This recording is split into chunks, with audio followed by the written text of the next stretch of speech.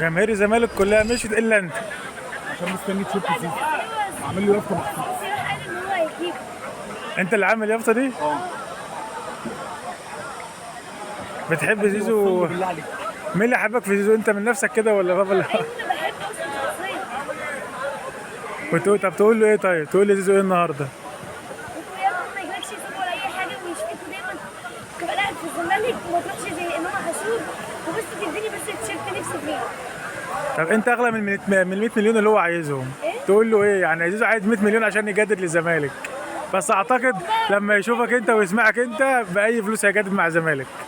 طب قول له جدد للزمالك يلا، هو هيسمع كلامك، قول له الزمالك يا زيزو. جد الزمالك والنبي خليك معانا. يا رب ان شاء الله، وباذن الله كده هيطلع لك دلوقتي واديك التيشيرت وصل له بالله عليك. ان شاء الله. كلهم والله دخلوا جوه، دخلوا له جوه كلهم.